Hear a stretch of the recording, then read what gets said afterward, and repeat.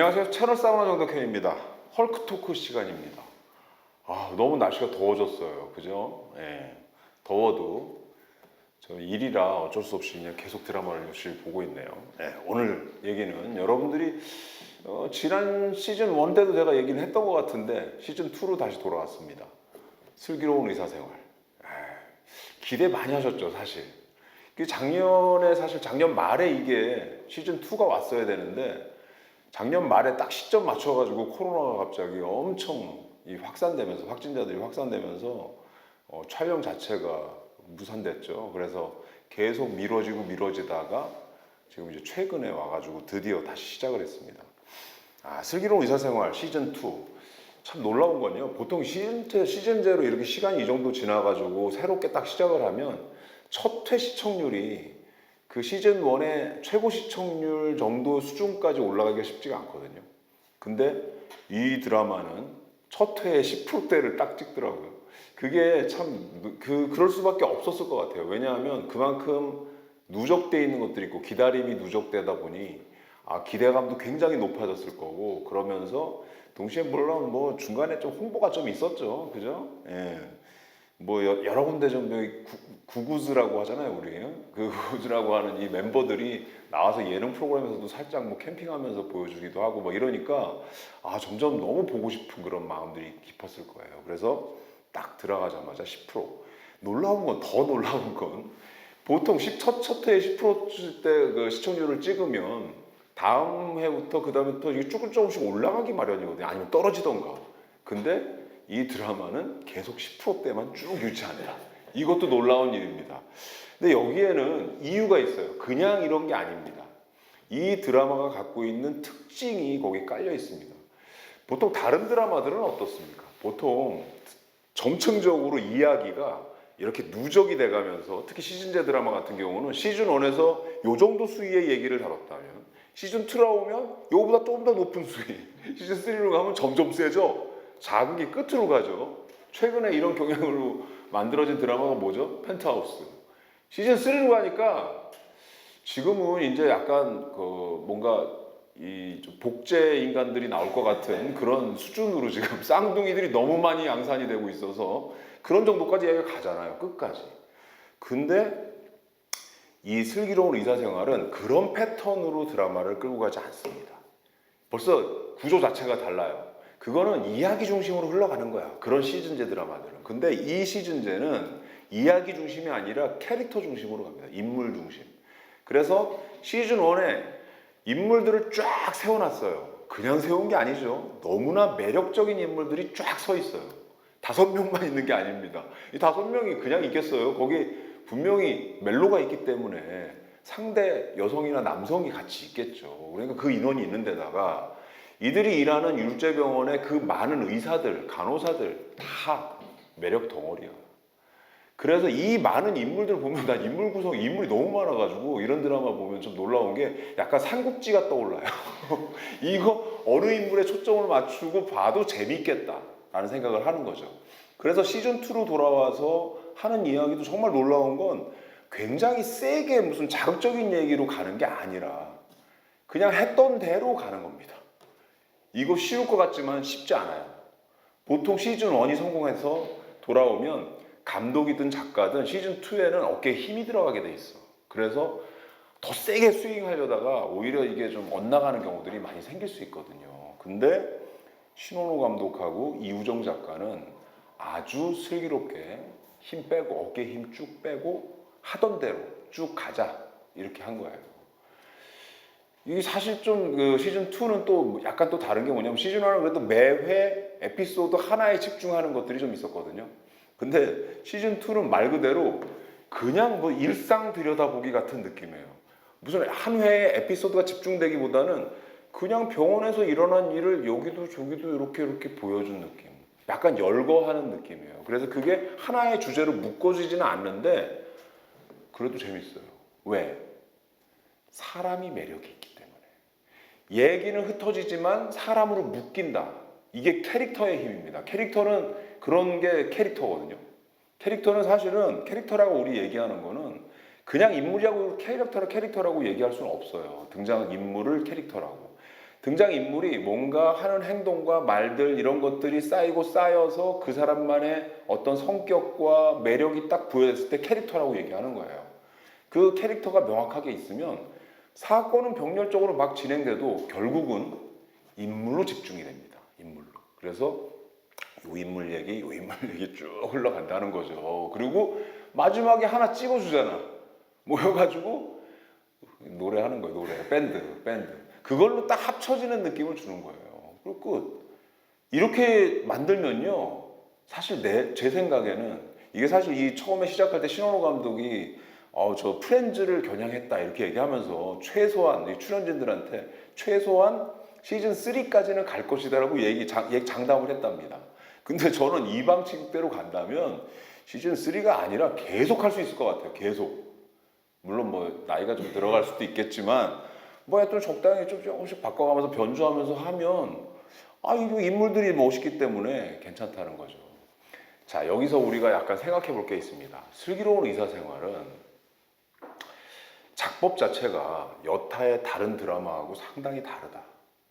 뭘 닮았냐 하면 시트콤을 닮았다. 시트콤. 예, 시트콤을 닮았다. 또 한 가지는 예능 프로그램을 닮았다. 이 두 가지가 좀 섞여 있어요. 그래서 캐릭터를 먼저 세우고 그 다음에 에피소드를 풀어가는 방식. 이게 그렇다는 거예요.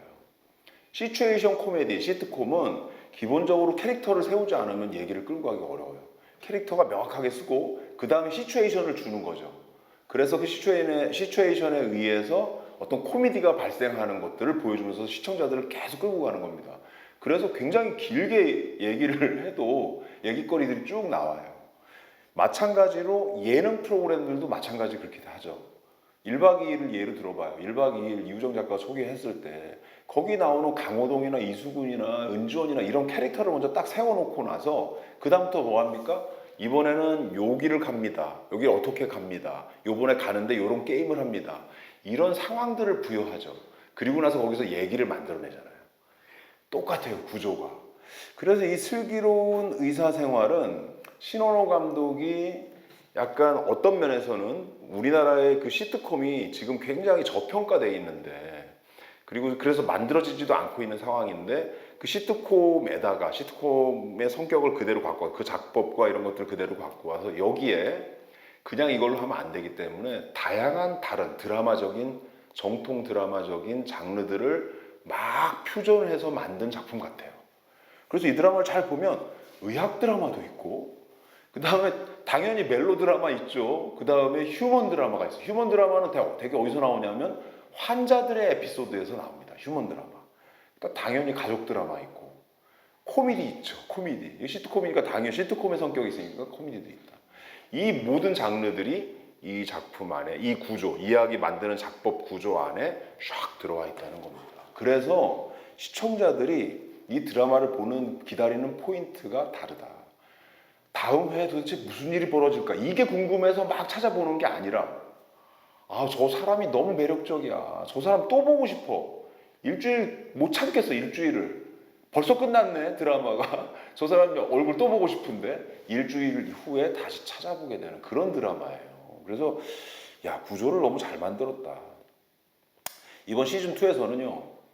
멜로가 상당히 강화됐습니다. 그래서 멜로 얘기들을 전면에 좀 많이 끌어내고 있어요. 그래서 조정석과 정미도가 과연 이루어질 것인가? 약간 여기에 우정과 연인 사이 너무 친했던 찐 친구이기 때문에 사랑하는 관계로 이어졌을 때 우정을 잃지 않을까? 그 좋은 관계를 잃지 않을까? 이런 불안감 때문에 둘이 헷갈리고 있는데 100% 저는 이어진다고 봐요. 그거 아니면 이거 누가 보겠어? 그 다음에 유연석과 신현빈 달달해. 무지 달달해요. 여기 병원에서 살짝 숨겨가면서 숨어서 하는 데이트가 최고 맛이라는 거 아닙니까? 그러니까 두 사람이 그 밖에 나와서 하는 데이트 장면들은 정말 달달할 수밖에 없어. 특히 장겨울 인물 너무 이름하고 똑같잖아요. 너무 얼굴 무표정하잖아. 이게 차갑게 느껴지잖아. 근데 유연석 앞에만 딱 서면 아주 달달해지잖아요. 그거 아주 좋습니다. 포인트가. 그 다음에 정경호와 곽선용은 전화로만 해. 곽선용은 얼굴이 안 나와요. 자꾸 이게 외국 나라에 있는 설정으로 돼 있어가지고 전화 통화로만 하는데 전화 통화만으로도 아, 얼굴이 나오는구나. 요즘 화상통화하니까. 나옵니다. 나와. 내가 세상을 참 옛날 세상을 살아가지고 전화통화만 해도 뭔가 좀 얘기들이 진행이 돼요. 실제 이 안에 막 되게 뭐 걱정도 하고 뭐 불안해도 떨고 약간 꼬인 관계도 좀 나오는 것 같기도 하고, 그 다음에 이제 빼놓을 수 없는 게 산부인과의 곰탱이, 아, 매력적인 곰탱이 김대명, 아, 이걸 따르는 또 안은진, 요 두 배우의 커플에 어떻게 될 것인가, 여기에 아주 초미의 관심사예요. 이게 사실 이우정 작가는 항상 멜로 구도로 누가 어떻게 연결돼서 될 것인가 말 것인가 이 얘기의 힘으로 끝까지 간단 말이에요. 이게 기본적으로 응답하라 시리즈도 다 그랬잖아요. 여기도 그게 있어요. 물론 그쪽으로만 가지 않는다는 게 특징이다. 아, 여하튼 오늘 슬기로운 의사생활의 이 구조 자체나 작법 자체가 좀 사뭇 다르다. 다른 것과 다르다. 그래서 그 맛도 다르다. 그 매력은 어떤 것에서 비롯된다. 이런 얘기를 여러분들한테 쭉 드렸고요. 이 방식의 근원적인 이유는 또 뭐냐면, 신원호 감독과 이우정 작가가 굉장히 슬기로운 감독, 슬기로운 작가의 그 방식을 선택했다는 겁니다. 슬기로운 방식이에요, 이게. 왜? 아, 매번 새로운 아이템 고민하고 만들기 힘들잖아요. 예? 새로운 드라마 하려면 어떻게 해야 돼요? 새로 다 짜야 돼, 얘기도. 그 다음에 인물도 새로 만들어야 되고, 다 그것도 새로 해가지고 성공하냐, 안 하냐? 이거 알 수 없어요. 그래서 이미 성공한 케이스를 잘 만들어서 계속 시즌제로 돌린다. 근데 계속 우리고 우려도 점점 맛있는 그런 드라마를 구상을 했다는 거죠. 그런 측면에서 보면 아주 슬기로운 선택을 했다. 제목 따라간다더니 정말 그런 것 같아요. 여하튼 자, 오늘 이 슬기로운 의사생활을 여러분들한테 소개드렸고 많은 분들이 보고 계시니까 아마 다 제가 하는 얘기에 어느 정도 공감하실 겁니다. 헐크 지수 높을 수밖에 없겠죠. 그죠? 여기에 대해서 아무런 헐크 지수에 대해서 사람들이 지금 전부 긴장감이 전혀 없지만 그래도 헐크 토크기 때문에 발표해야 되죠. 2대 8입니다. 2대 8. 야, 이건 뭐 대부분 크라는 거예요. 대부분 와, 멋있다, 좋다. 야, 너무 달달하다, 너무 뭐 좋네. 이런 얘기, 이런 따뜻함이 있을 수가 있어. 이런 얘기 쪽으로 많이 흘러간다라고 여러분들한테 소개하면서 안 보신 분들 있으면 시즌 1부터 챙겨보세요. 요즘 다 올라와 있으니까. 시즌 2는 더 깊어진 맛으로 돌아왔으니까 기대하시면서 봐도 좋습니다. 오늘 헐크 토크 시간 마치겠습니다. 감사합니다. 구독, 좋아요, 댓글도 써주세요.